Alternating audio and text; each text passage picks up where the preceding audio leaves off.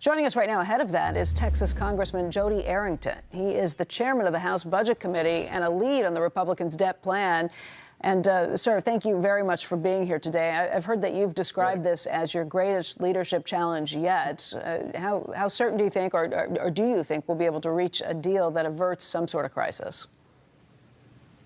Well, it's been a challenge because in the past, we've kicked the can down the road. We've just raised the debt ceiling, basically giving an unlimited line of credit without any guardrails or consideration for spending, or in this case, after $10 trillion of spending the last 2 years, out of control spending that's driving record inflation, which has been devastating to working families across the country. So, we're just asking President Biden and the Democrats to do what's been done in the past. Quite frankly, President Biden has led negotiations in debt ceiling legislation where they considered spending controls and fiscal reforms. And it's that straightforward. The two are not mutually exclusive. This is not unprecedented. We just have to be responsible, consider our economic condition, consider the amassing debt that we're going to put on the next generation of Americans, and start to rein it in responsibly. Excuse me. There are 5 days, I believe. There are 5 days, I believe, where the president and the key members of the House and Senate are going to be in town over the course of the next month or the next 3.5 weeks, I would say, before the debt ceiling is hit, according to what the Treasury Secretary is saying, just the date that she thinks that's most likely. She'll run out of the ability to kind of move things around and change things around the edges. Given the short number of days that are left, given the market's reaction to some of these things, if you look at the 4-week T-bills, you're talking about rates above 5.8, 5.9%, which shows the serious concern investors have at this point, at least in the short term. Would you consider some sort of an impasse that allows you all to keep negotiating past that without any of the extreme measures taking place where the U.S. defaults on its debt? Well, we're halfway to a deal because Republicans have submitted their proposal, passed it out of the House. So Chuck Schumer and his Democrat colleagues, along with the president, have to decide if they're going to engage. Now, he's called a meeting. That's a positive sign. And if they will follow suit and do the right and responsible thing by coupling the debt ceiling raise with common sense spending reforms, then I think we're there. But we've got to have our Congressman, let's just talk about this honestly. The Treasury Secretary was kind of equivocating on all kinds of stuff yesterday. The more she was pushed on it, the more kind of silly the answers started to look. I think people understand what's happening here. Both sides have said that they have dug in, that they're not going to basically take anything but what they have laid out.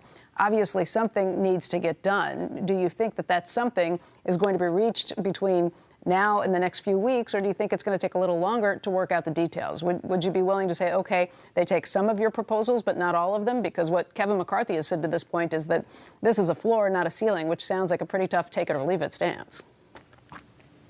Well, 3 out of 4 Americans in every poll I've looked at expect the president to follow suit with what we've done. And I think our proposals are straightforward. They're very common sense and very reasonable.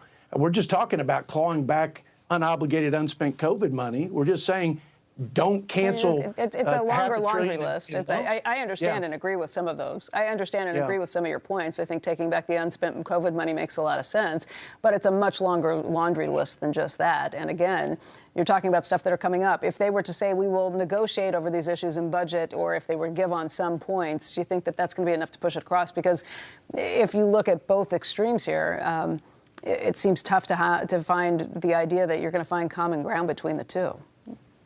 Well, look, they have been hoping, I believe, and wishing that the Republicans couldn't get their proposal passed. I don't think they thought we could do it. And so now they have to respond. Right.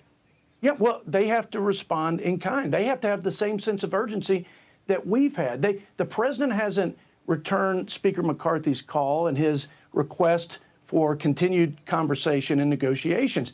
He's been running the clock out. Now, the ball's in his court. We have a good list I think it's very straightforward. Able-bodied adults who receive public assistance ought to work. I mean, we should not continue the barrage of regulatory assault on American energy. We can't get out of the recession that we're heading for if we don't have pro-work, pro-growth, pro-energy policies. They can counter, but they have to now step up and act like responsible leaders. We've done that, and we have set that example, and we have placed in their hands a list of proposals that we have gotten consensus on.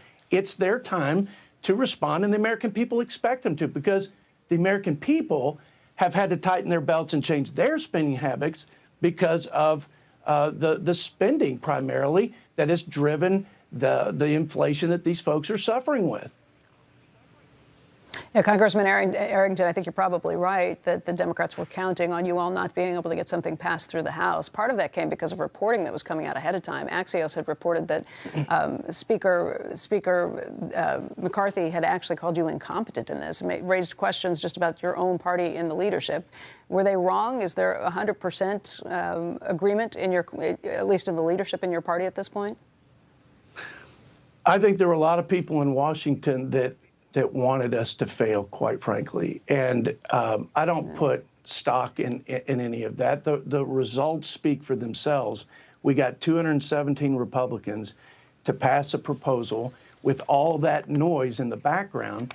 And now I think all of Washington establishment and our Democrat colleagues are very sober and awake to the fact that they've got to deal with this because we already have.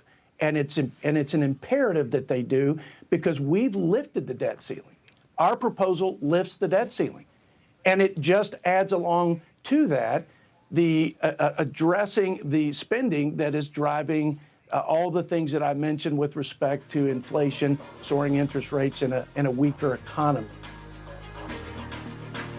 Chairman Arrington, I want to thank you for your time. I'm sure we'll be hearing back from you again soon. We appreciate it. Thank you.